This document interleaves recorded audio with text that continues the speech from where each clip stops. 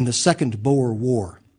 While in the Sudan, serving as a cavalryman with the 21st Lancers, he participated in the last great British cavalry charge at the Battle of Omdurman in September 1898. Then he was off to South Africa. Churchill sought assignment in South Africa in October 1899, where the British were fighting the Boers, and in the space of just 8 months, Churchill lived larger than most people live in a lifetime. As a correspondent, he accompanied a scouting expedition in an armored train, which led to his capture by the Boers. But he escaped from his prison camp located in Pretoria. He immediately rejoined the British Army, and as a commissioned officer in the South African Light Horse, he helped to relieve the British at the siege of Ladysmith and then capture the city of Pretoria. Churchill returned to Britain, and his political star rose until he reached the lofty post of First Lord of the Admiralty in 1911, 3 years before the start of World War I. Churchill crafted a strategy in that war to relieve the pressure on the Western Front that was stalemated in trench warfare. He pushed hard for the 1915 invasion of the Turkish Gallipoli Peninsula to seize control of the Dardanelles Strait. He envisioned it as a quick surprise stroke, but bungling execution of the plan led to a disaster. It seemed that Churchill was the only one who understood the importance of strategic surprise. The Gallipoli invasion and subsequent 6 months of trench warfare ended in an ignominious British withdrawal in late 1915. The Dardanelles became synonymous with fiasco and recklessness. It scarred Churchill's reputation, and he was cashiered from his position in the Admiralty. He was shuffled off to a ceremonial job. Now, a lesser man might have been content to settle, but Churchill's relentless drive, his strategic intent, led him to begin his own reconstruction. It required a major change, a 90-degree turn from his political course. He emerged from the Dardanelles catastrophe with his lesson learned, what he called the 5 distinct truths governing decisions about military operations. These principles can be applied to strategic decision-making in most any enterprise. These 5 principles are: 1, one must have full authority. 2, there is a reasonable prospect of success. 3, greater interests are not compromised. 4, all possible care and forethought are exercised in the preparation. And 5, all vigor and determination are shown in the execution. The first dictum was the lesson he clung to most fervently. He absolutely rebelled against accepting responsibilities without the necessary power of effective action to achieve the desired results. Lessons in hand, he knew that he had to refurbish his reputation if he expected to continue making his mark in public affairs. So he did the one thing that was in character for him. It would also bring him back from political exile. In early 1916, Churchill sought to join the battle on the Western Front. He became a battalion commander of the 6th Battalion of the Royal Scots Fusiliers. His time at the front was brief, but he earned the respect of his officers and men. Churchill returned to government in various administrative posts as Minister of Munitions, Secretary of State for War, Secretary of State for Air. After the war, Churchill served as Chancellor of the Exchequer in the Conservative government of 1924 to 29.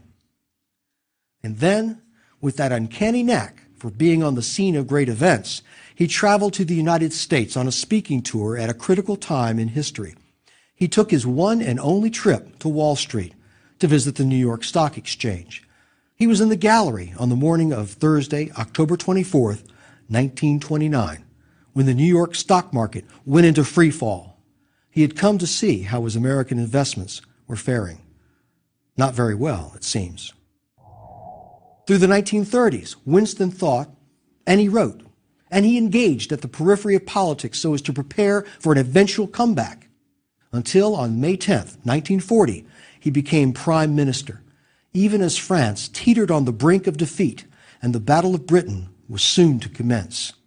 He guided Britain through 4 years of war, and in that time he earned a reputation as a crafty leader, enamored of surprise and of deception. He relished that he was privy to the most secret transmissions of the German enemy through the magic of the ultra-secret, the decoding of secret enemy radio traffic. In the end, he gave Britain victory, and he was rewarded with election defeat. The British people thought that their wartime leader wasn't the man to lead them in the subsequent peace. And it seemed, finally, the end to an amazing political, military, administrative, and journalistic career that had spanned 5 decades. For most larger-than-life characters, guiding his country through the greatest crisis in its history would have been more than enough. But there seemed no end to Sir Winston's resilience. He again became Prime Minister in 1951. It seemed that he would finally leave politics on his own terms, and he ultimately did when he retired in 1955. Throughout his life, Winston Churchill sought adventure. A more sober way of looking at it was his desire to place himself in the mainstream of events, where adventures are launched, where opportunities abound, where there is more to life than simple mundane things that just happen to you. He never settled for the tributaries of life, where every day is like every other day. It's no coincidence that he shared with Benjamin Franklin a passion for study. Churchill absorbed information voraciously. He deliberated intensely. He especially valued history, the wisdom of the ages, as an indispensable guide for the future. In Churchill's words, the longer you look back, the farther you can look forward. Churchill's universal embrace of the past as prologue is what catalyzed his decision-making. The British historian Sir John H. Plumb characterized Churchill's historical imagination this way. History, for Churchill, was not a subject like geography or mathematics. It was a part of his temperament. It permeated everything he touched, and it was the mainspring of his politics and the secret of his immense mastery. History, learning, accumulated experience all served as the expanding platform from which thinkers like Franklin and Churchill would launch their grand notions. It allowed them to confront reality. Confronting reality is a Churchillian way of doing business. He recognized that simply having a good idea just isn't good enough, not by any stretch. It takes imagination, sure, but it also takes boldness, decisiveness, and relentless follow-through. Don't think that the opposition rolled over for Winston Churchill just because he was Churchill. Churchill himself offered blood, toil, sweat, and tears in all of his ventures. During the World War I period, he wrote this: "Most great exploits have to be conducted under conditions of peculiar difficulty and discouragement. How easy to do nothing. How hard to achieve anything. There are plenty of good ideas if only they can be backed with power and brought into reality."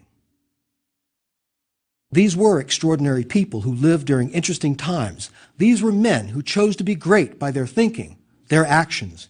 We read about them because they were strategic thinkers who confronted reality, wrestled with it, and, if not always victorious, came out on top more often than not. We're all capable of shaping destinies in like fashion, perhaps not the destinies of nations, but surely our own, and perhaps the destiny of our own company. How do we do this? By seeing, and by thinking, and by planning. Boldness, decisiveness, and relentless follow-through. Now there's a pattern here, and the great strategic thinkers of history anticipate this pattern. Think of Churchill's remark about how difficult it is to get things done. How easy to do nothing. How hard to achieve anything. One person who understood this perhaps better than anyone in the business in the early 21st century is Steve Jobs. We think of Steve Jobs in many ways: entrepreneur, media mogul, shrewd businessman, techno-artist, public relations master, presentation expert, family man, authoritarian, maniacally focused, opinionated. Steve Jobs demonstrated characteristics of a great strategist, a man who possessed coup d'oeil, the blinding flash of insight at the crucial moment, and who exercised it with aplomb and relentless effectiveness. Like Churchill, Steve Jobs had reinvented himself again and again. His triumphant return to lead Apple in 1997, in fact, was not unlike Churchill's return as Prime Minister of England in 1951. Like only a handful of persons in history, Steve Jobs transformed the world. His vision, his determination, and his strategic execution revolutionized 6 industries: personal computers, animated movies, music, phones, tablet computing, and digital publishing. Steve transformed the way we entertain ourselves, the way we communicate, the way we think about how we live our lives. He transformed our expectations about life, and he inspired us to think strategically. Perhaps his most famous ad campaign was the exhortation for us to think different. That's like a mission statement for any strategy. Think differently. Steve